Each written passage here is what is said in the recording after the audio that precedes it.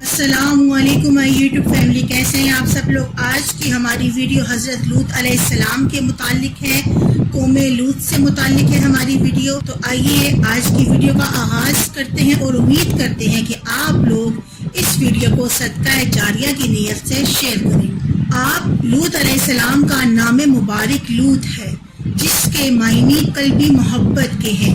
اس کی وجہ سے متعلق منقول ہے کہ حضرت ابراہیم علیہ السلام آپ سے بے پناہ محبت کرتے تھے اور دلی شفقت اور محبت کا اظہار کرتے تھے، اسی لیے آپ کا نام لوط رکھا گیا۔ لوط غیر عربی زبان کا ایک نام ہے، چونکہ یہ اللہ تعالیٰ کے انبیاء علیہ السلام میں سے ایک عظیم نبی کا نام ہے، لہٰذا اس نام کو ہرگز برا نہ سمجھا جائے۔ آپ لوط علیہ السلام حضرت ابراہیم علیہ السلام کے بھتیجے تھے اور شجرہ نسب یہ ہے: لوط بن حاران بن تارخ بن ناہور بن سارو بن ارغو بن فالغ بن غابر بن شالغ بن ارفخشد بن سام بن حضرت نوح علیہ السلام۔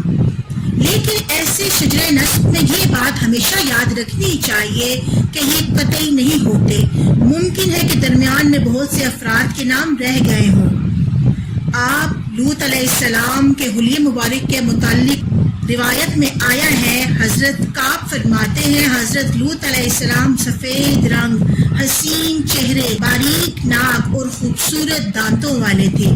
جب آپ علیہ السلام مسکراتے تو بہت پیارے انداز میں مسکراتے تھے، اور آپ علیہ السلام تمام لوگوں سے زیادہ حسن، وقار اور حکمت والے تھے۔ آپ علیہ السلام کو ہدایت عامہ اور خاصہ کی نعمت سے نوازا اور آپ کو نبوت عطا فرما کر تمام جہانوں کے لیے بہترین افراد کے گروہ میں شامل کیا۔ جہاں پر ایک بات قابل ذکر ہے کہ انبیاء و مرسلین علیہ السلام اپنے زمانے میں ان تمام لوگوں سے افضل ہوتے ہیں جنہیں نبوت اور رسالت جیسا عظیم منصب نہیں ملا، البتہ گروہ انبیاء میں بعض سے افضل ہوتے ہیں، جیسے حضرت لوط علیہ السلام اور حضرت ابراہیم علیہ السلام کا زمانہ اگرچہ ایک ہی تھا، لیکن حضرت ابراہیم علیہ السلام ان سے یقیناً افضل ہیں۔ اللہ تعالیٰ نے آپ علیہ السلام کو اپنی خاص رحمت میں داخل کیا اور اپنے خصوصی مقرب بندوں میں آپ کا شمار کیا۔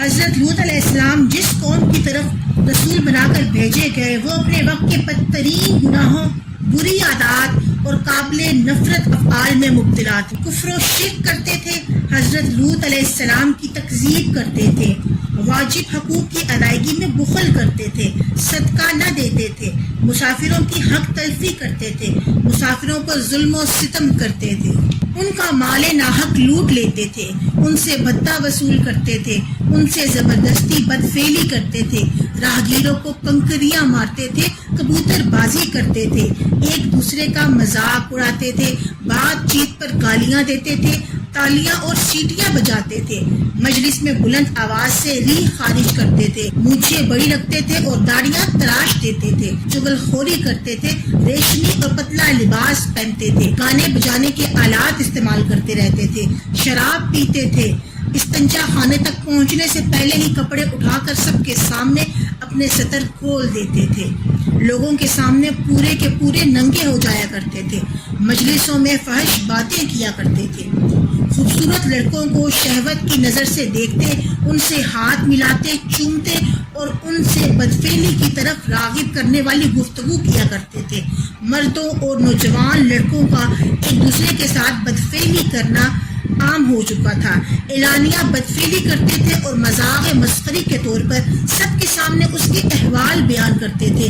بدفعلی میں مبتلا نہ ہونے والے کو لعن طعن کرتے تھے کہ لڑکوں کو چھوڑ کر بیویوں سے جنسی تعلق قائم کرنے والوں کو برا بلا سمجھتے تھے، کم عقل اور ناقص جانتے تھے، بیویوں کے ساتھ بدفعلی کیا کرتے تھے۔ اگر ہم اس تمام فہرست کو دیکھتے ہیں تو ہمارے لیے لمحہ فکریہ ہے کہ انتہائی افسوس کی بات ہے کہ موجودہ دور میں مسلمانوں کی بھی ایک بڑی تعداد انہی تمام گناہوں میں مبتلا نظر آتی ہے۔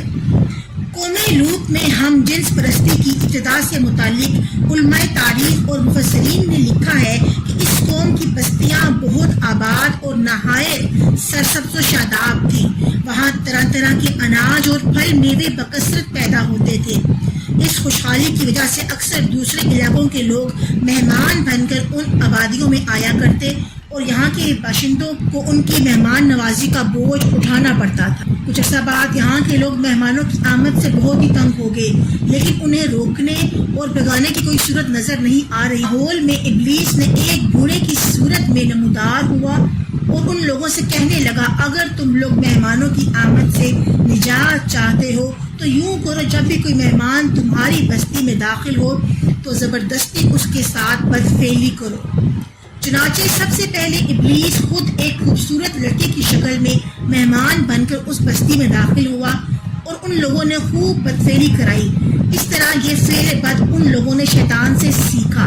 پھر آہستہ آہستہ رفتہ رفتہ یہ لوگ اس برے کام کے اس قدر عادی بن گئے کہ عورتوں کو چھوڑ کر مردوں سے اپنی شہوت پوری کرنے لگے۔ آپ نے اپنی قوم کو سب سے گندے اور برے فعل پر سخت تنبیہ کی اور فرمایا کہ کیا مخلوق میں تم ہی اس حرام اور خبیث کام کے لیے رہ گئے ہو کہ مردوں کے ساتھ بدفعلی کرو اور ان حلال اور طیب عورتوں کو چھوڑ دو جنہیں اللہ تعالیٰ نے تمہاری بیویاں بنایا ہے، اور تم اس خبیث عمل کی وجہ سے حد سے زیادہ بڑھ چکے ہو۔ حضرت لوط علیہ السلام نے قوم کو بدفعلی سے روکنے کا سلسلہ جاری رکھا اور انہیں تبلیغ و نصیحت فرماتے رہے۔ چنانچہ ایک بار قوم سے فرمایا، اے میری قوم، نسل انسانی باقی رہے، اسی لیے اللہ تعالیٰ نے انسان کو شہوت انسانی دی اور دنیا کی آبادی ہو اور عورتوں کی شہوت کا محل اور نسل چلانے کا ذریعہ بنایا گیا۔ ان سے معروف طریقے کے مطابق اور جیسے شریعت نے اجازت دی اس طرح اولاد حاصل کی جائے۔ جب آدمیوں نے عورتوں کو چھوڑ کر مردوں سے تکمیل شہوت کرنی چاہی تو حد سے گزر گئے اور انہوں نے اس قوت کے مقصد صحیح کو فوت کر دیا، کیونکہ مرد کو نہ حمل ہوتا ہے اور نہ ہی وہ بچہ جنتا ہے، تو اس کے ساتھ مشغول ہونا سوائے شیطانیت کے اور کچھ بھی نہیں۔ لوط علیہ السلام سے فرمایا، بے شک تم بے حیائی کا وہ کام کرتے ہو جو تم سے پہلے دنیا بھر میں کسی نے نہیں کیا۔ کیا تم مردوں سے بدفعلی کرتے ہو اور راہگیروں تم ان سے باز آ جاؤ، ورنہ عذاب الہی تمہیں اپنی گرفت میں لے لے گا۔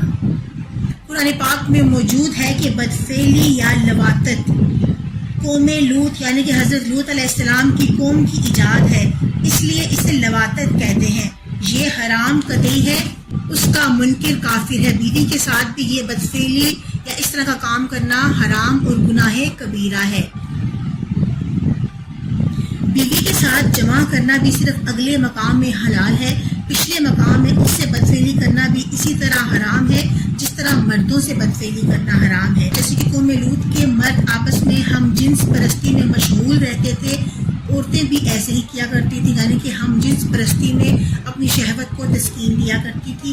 عورتوں کا ایک دوسرے سے جنسی عمل کر کے اپنی شہوت کو تسکین دینا بھی انتہائی مذموم اور حرام ہے۔ چنانچہ روایت میں آتا ہے کہ حضور اکرم صلی اللہ علیہ وآلہ وسلم نے ارشاد فرمایا، عورتوں کا ایک دوسرے کے ساتھ جنسی عمل کرنا ان کے درمیان زنا ہے، یعنی جس طرح زنا حرام ہے اسی طرح عورت کا عورت کے ساتھ بھی جنسی عمل کرنا حرام ہے۔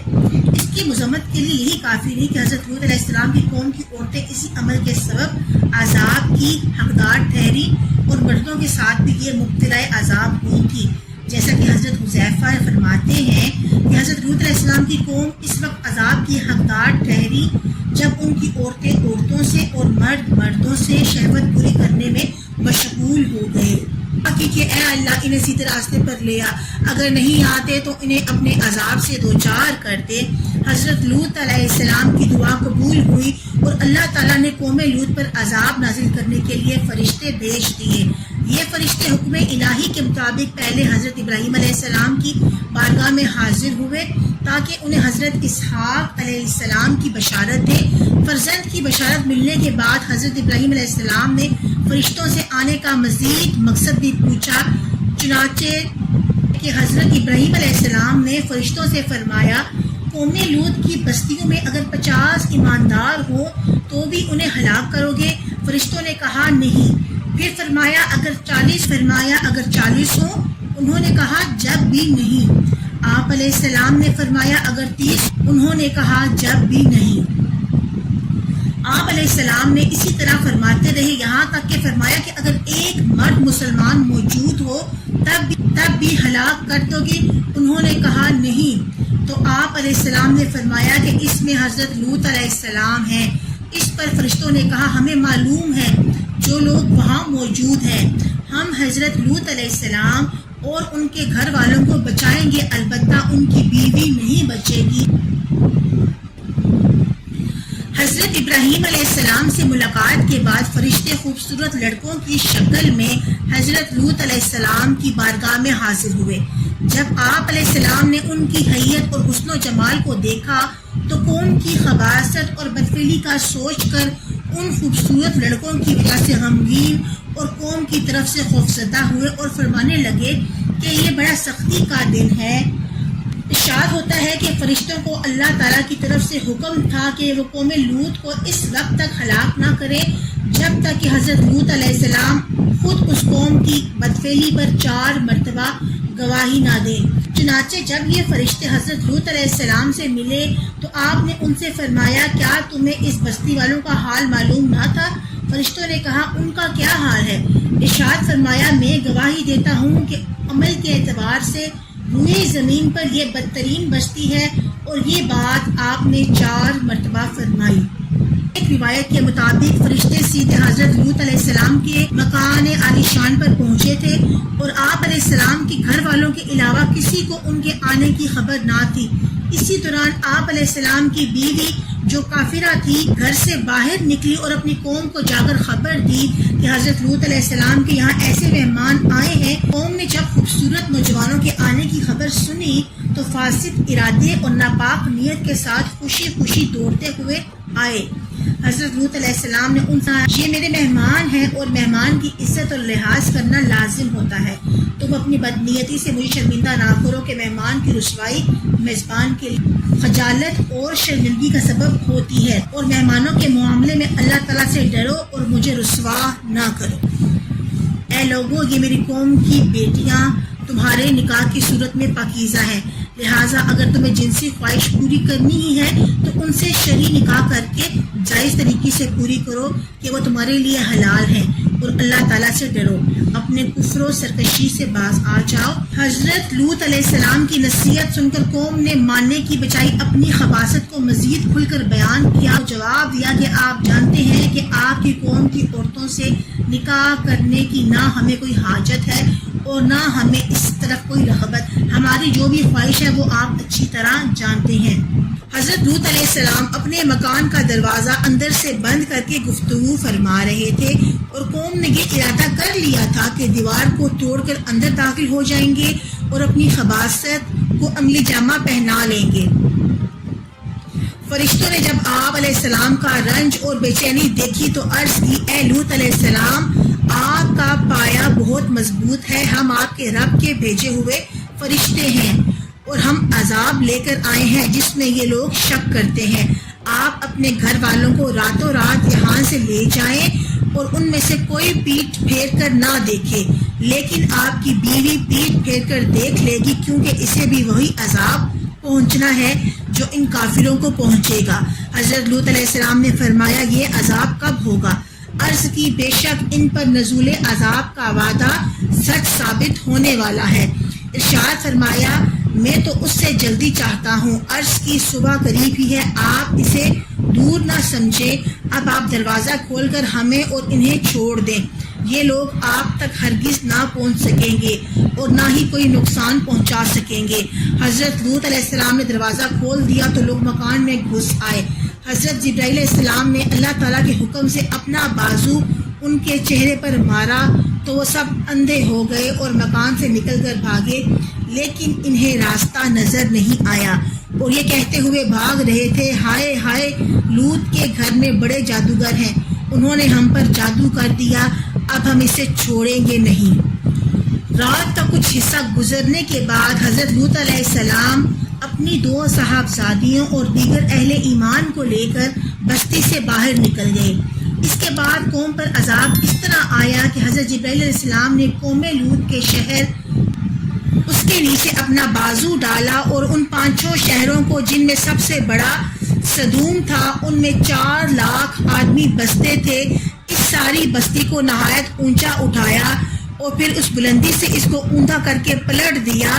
اسی دوران حضرت جبرائیل علیہ السلام نے ایک زوردار چیخ بھی ماری، اور جو لوگ اس وقت بستی میں موجود نہ تھے وہ جہاں کہیں بھی سفر میں تھے وہیں انہیں لگاتار پتھر برسا کر ہلاک کر دیا۔ بعض مفسرین نے فرمایا کہ بستیاں الٹنے کے بعد انہی پر لگاتار پتھر برسائے گئے۔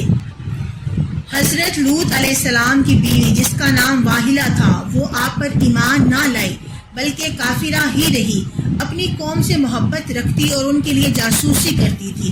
یہ عذاب میں مبتلا ہوئی۔ اس پر عذاب سے متعلق ایک روایت یہ ہے کہ بستی سے نکلتے وقت حضرت لوط علیہ السلام نے اسے بھی وہیں چھوڑ دیا تھا، اور جب قوم پر عذاب نازل ہوا تو یہ بھی ان کے ساتھ ہی مبتلا عذاب ہوئی۔ اور ایک روایت یہ بھی ہے کہ چلتے وقت حضرت لوط علیہ السلام اسے بھی اپنے ساتھ لے کر نکلے تھے۔ پھر جب قوم پر عذاب نازل ہوا تو اس نے مڑ کر پیچھے دیکھ لیا اور کہنے لگی، ہائے میری قوم، تو اسے بھی ایک ہی پتھر آ کر لگا۔ قوم لوط کی بستیوں کی تباہی اور بربادی کی واضح نشانی بعد میں آنے والے لوگوں نے بطور عبرت باقی رکھی ہے۔ حضرت عبداللہ بن عباس فرماتے ہیں، جو روشن نشانی حضرت لوط علیہ السلام کی قوم کے ویران مکان ہیں۔ قوم لوط کے انجام کو اللہ تعالیٰ نے بعد والے تمام لوگوں کے لیے عبرت کی بہت بڑی نشانی بنا دیا تاکہ وہ اس قوم جیسا گندہ ترین کام۔ قوم لوط کی بستیاں آج بھی اردن کے علاقے میں ایک عجیب و غریب پانی کی صورت میں موجود ہیں، جس میں کوئی جانور، مینڈک، مچھلی وغیرہ زندہ نہیں رہ سکتی، اس لیے اسے بحر مردار کہا جاتا ہے۔ روایت ہے کہ نبی اکرم صلی اللہ علیہ وآلہ وسلم نے ارشاد فرمایا ہے کہ جس شخص کو قوم لوط والا عمل کرتے پاؤ تو کرنے والا اور کروانے والے دونوں کو قتل کر دو۔ یاد رہے کہ بدفعلی کی شرعی سزا نافذ کرنا مسلم حکمران کی ذمہ داری ہے، عام لوگوں کو اس کے نفاذ کا ہرگز اختیار نہیں۔ البتہ ہماری آج کی ویڈیو اللہ تعالیٰ ہمیں سیدھے راستے پر چلنے کی توفیق عطا فرمائے۔ صدقہ جاریہ کی نیت سے اس ویڈیو کو شیئر کر کے چینل کو سبسکرائب کر دیں۔ پھر ملتے ہیں آپ سے، تب تک کے لیے اللہ حافظ۔